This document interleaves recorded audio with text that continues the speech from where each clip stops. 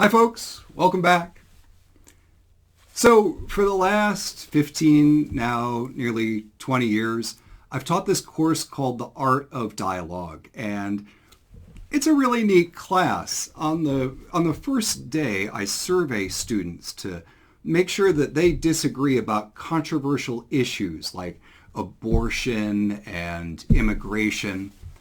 Then one of the first assignments is a formal debate where they argue it out with those people with whom they most disagree. And we do it parliamentary debate style, so it gets a little bit raucous. This means audience participation. So if you like what someone is saying, you can rap on the desk. And if you don't like what they're saying, you can kind of boo and shame. Then, later in the semester, those same students wind up in a small group with the students with whom they most disagree, and they work on skills like listening with empathy and suspending their assumptions. Then, at the end of the class, that small group teaches the class for a whole day about their controversial issue, and they facilitate a dialogue with the whole group so that we can reach some shared understanding. Well, it's a great class, but I'll tell you that it really changed the day after the election in November of 2016. I walked into that class and, oh my gosh, there was just silence, and there was a lot of fear and apprehension in the silence. So this is my lesson plan for the day. I wrote the name of the current president on the board, and then we just put the chairs in the circle and we talked. I bet a lot of classrooms did something like that. It was one of the best classes I've ever had. This past semester, we've devoted most of our in-class dialogue time to talking about racial justice. And, those students were well prepared for that kind of dialogue. We need it, and I'm going to talk about how to get there. Let me start by just describing dialogue in a little bit more detail. So the stereotype of dialogue is something like this. We're going to all go on a retreat, out to a retreat center in the woods. You get to wear jeans. That's how you know that it's a retreat. You get to wear jeans. And someone like me is going to say, okay, let's all sit in a circle and tell you that it doesn't matter if you're the principal or the substitute teacher. Everyone's voice here is going to be heard. And to make sure, we're going to pass this talking stick around. It sounds pretty hokey. It's not actually that different, though, than what David Bohm did. David Bohm is the father of the contemporary practice of dialogue. And yes, it's the same David Bohm, who's a theoretical physicist. He would get groups of, say, 30 people, complete strangers, off the street. And they would agree to meet for 2 or 3 hours on a weeknight for several sessions. All they would do is just talk. He'd explain a little bit about dialogue, and then they'd just talk. I don't know how he actually got people to sign up for this. It was the 70s. Here was his hope, that in the clash of opinions, and especially the clash of opinions that are held as absolute necessities, through dialogue there could be a kind of loosening. And that loosening of our grip could transform the culture. Well, dialogue, then, is just talking and listening in ways that build up shared understanding. But to define it more precisely, I think it helps to distinguish it from debate and discussion, other genres of conversation. So debate, day, down, and battre from the French, to beat. So debate is a beating down. Now, I love debate. I found communication through debate. I was a speech and debate coach for most of my adult life. But debate is go into battle. It's marshal all of your evidence so that you can shoot down the arguments from the other side. One of the things I love about debate is they always have one winner and one loser, and as the judge, I get to decide who wins and who loses. Debate is more or less the opposite of dialogue. Now, discussion, dis, apart, and this is from the classical Latin quatre, to shaking or shaking asunder. In a discussion, we take an issue, and as we talk about it, we shake it up and break it into all its pieces and parts.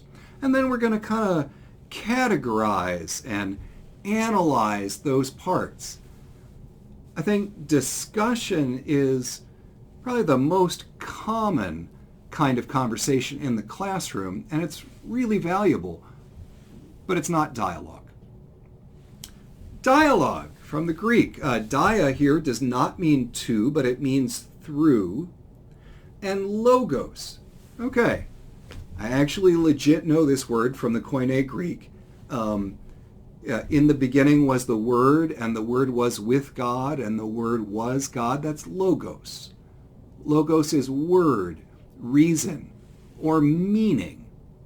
And David Bohm says that etymologically, this suggests that in dialogue, meaning is flowing around and through the members of the group.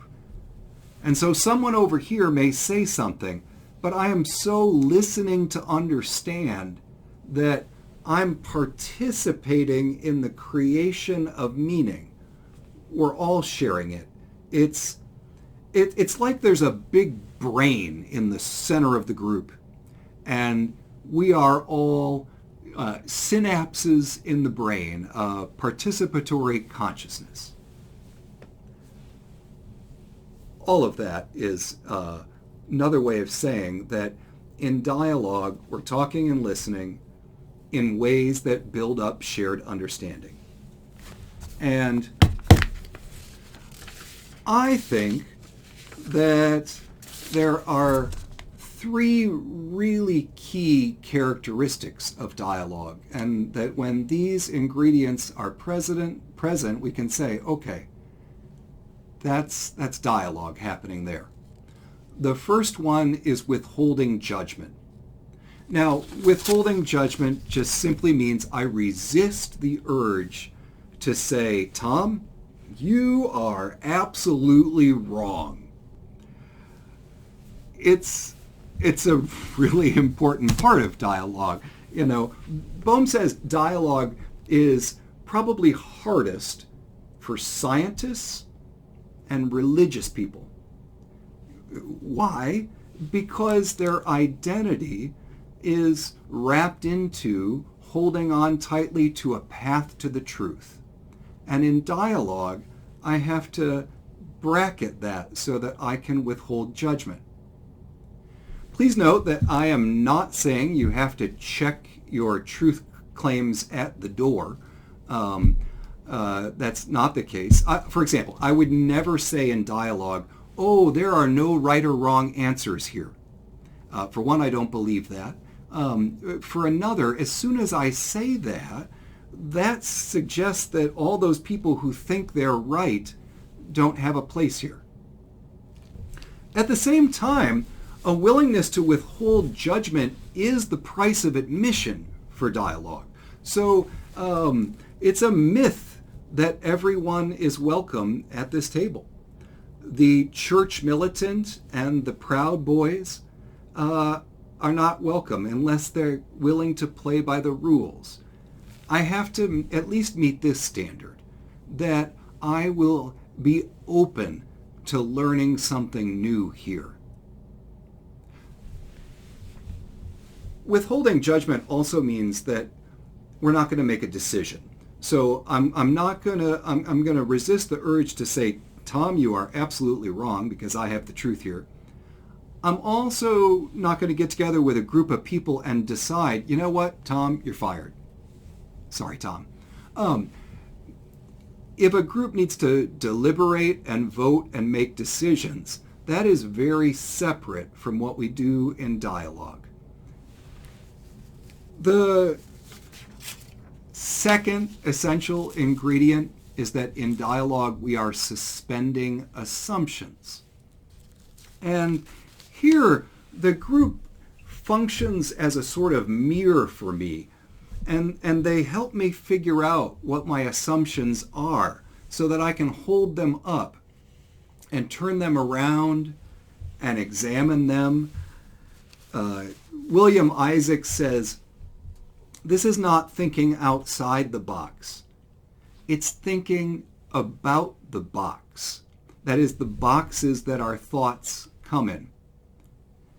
Here's an example. I've got a group and they're talking and someone over here says, oh, I never go shopping in that neighborhood. It's dangerous.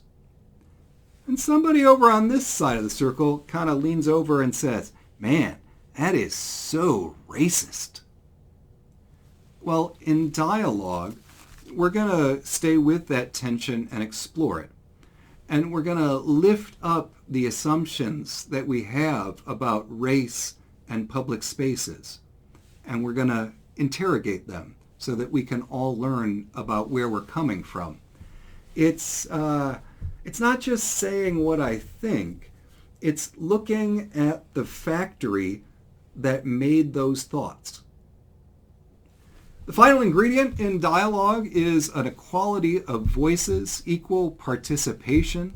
I think every teacher knows this. You have to share the airtime.